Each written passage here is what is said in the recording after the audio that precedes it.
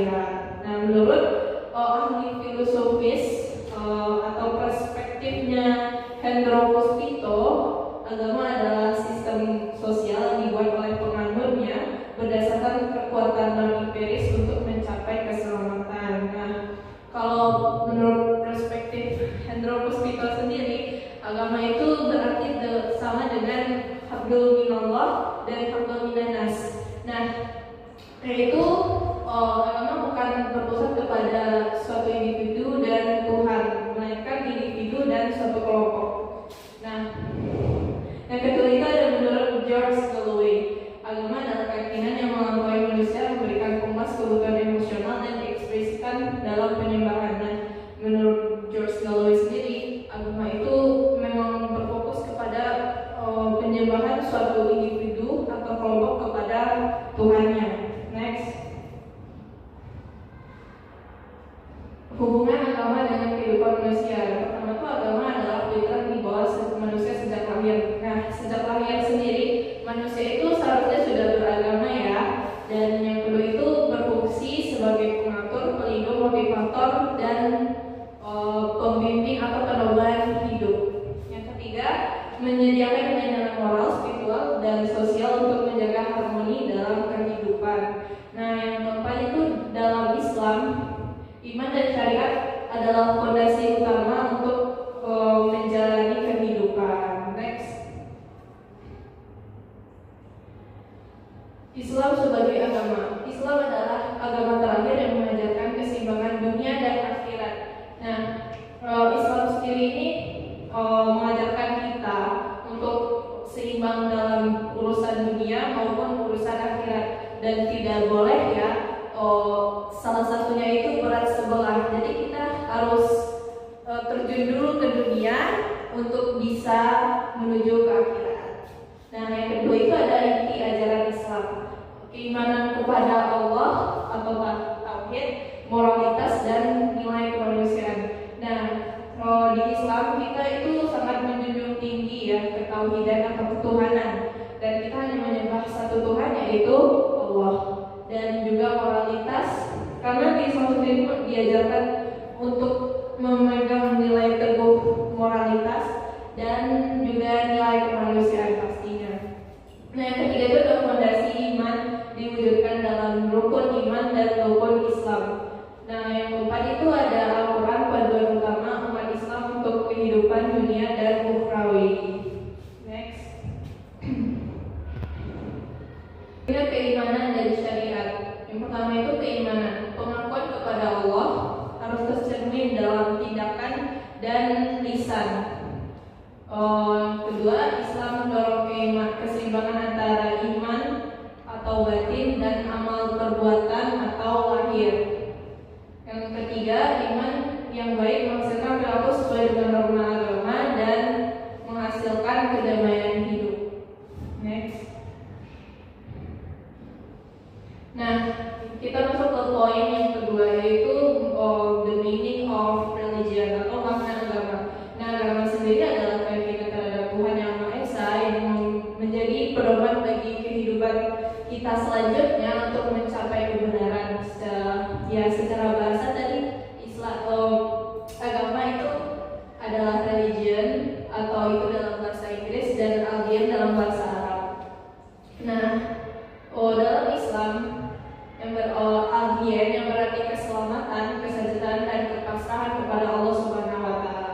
Pandangan tentang agama. Yang pertama itu ada menurut Nicholas Driaka SJ, keyakinan pada kekuatan supranatural yang menciptakan alam. Yang kedua itu ada Jaki Pelotila, kepercayaan kepada Tuhan Yang Maha Esa dan hukum-hukumnya. Yang ketiga itu ada Emil Durkheim, sistem kepercayaan dan praktik terkait hal yang suci menentukan komunitas moral.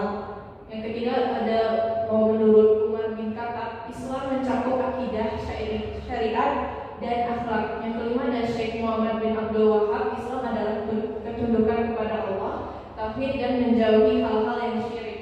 Yang keenam Hindu, agama adalah dharma, kebenaran abadi yang mencakup satya, kebenaran, arta, aturan, tapa, kesucian, brahmana, doa, dan yajna atau kurban.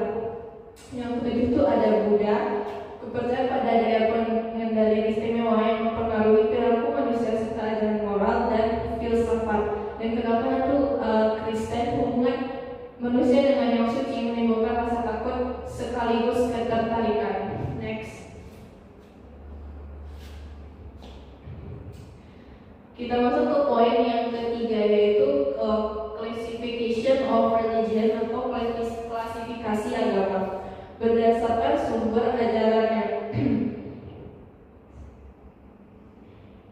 Nah, pertama itu berdasarkan agama wahyu, yaitu berdasarkan agama wahyu yang disampaikan oleh seseorang atau disampaikan oleh nabi atau rasul yang wajib disampaikan kepada umatnya. Yaitu contohnya ada agama Islam, Kristen, dan Yahudi. Dan ada juga agama non wahyu, yaitu agama yang tidak berdasarkan wahyu atau tidak disampaikan oleh seseorang nabi atau rasul. Contohnya itu ada agama Hindu, Buddha, dan Konghucu. Yang kedua itu berdasarkan cara penyebarannya, agama misionaris mewajibkan penyebaran agama ajaran atau kepercayaan itu sendiri kepada seluruh manusia. Contohnya itu Islam, Kristen, dan Buddha. Dan ada juga agama non misionaris, tidak mewajibkan penyebaran. Contohnya itu ada Hindu dan Yahudi. Dan ketiga berdasarkan fungsi sosial, keselamatan. Nah, agama itu berfungsi sebagai keselamatan, yaitu menjamin keselamatan dunia dan akhirat. Yang ketiga, agama berfungsi sebagai pendamaian, yaitu menjadi perantara pengampunan. Yang ketiga, agama sebagai social control, mengawasi individu atau suatu kelompok. Dan yang keempat, agama sebagai transformatif, mengubah kepribadian sesuai ajaran. Dan yang kelima itu ada alat kreatif, yaitu mendorong produktivitas pribadi dan kolektif. Next. Nah, kita masuk ke poin yang terakhir nih, yaitu human needs for God and religion, atau kebutuhan manusia terhadap Tuhan dan agama. Beberapa alasan manusia membutuhkan agama yaitu memberikan pengetahuan tentang eksistensi, kedua, memenuhi fitrah manusia, ketiga, menjaga kesejahteraan jiwa dan sosial, keempat, mendorong disiplin moral dan masyarakat, kelima, mempertahankan kesucian, yang keenam, menghadapi tantangan hidup. Nah, manusia sebagai makhluk paling sempurna yang akal dan fitrahnya haus akan pengetahuan, dan dalam mencari asal-usul dan kebenaran, manusia menemukan Tuhan sebagai zat yang luar biasa. Tuhan, agama, dan manusia tidak dapat dipisahkan. Tuhan menciptakan alam semesta, agama menuntut kehidupan, dan manusia menyembah Tuhan untuk mencapai keseimbangan jasmani dan rohani. Next.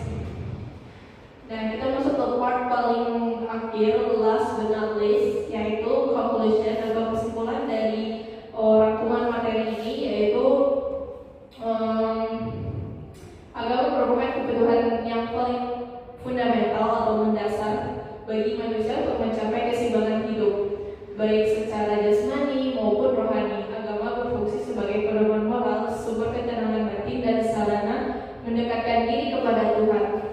Beragama berarti menjalankan kepercayaan dan ajaran yang menghubungkan manusia dengan Tuhan, memberikan arahan hidup, menjaga kesucian, dan memperkuat hubungan sosial. Dengan agama, manusia dapat menghadapi tantangan hidup yang lebih bijak, memahami hakikat penciptaan, serta menjaga keseimbangan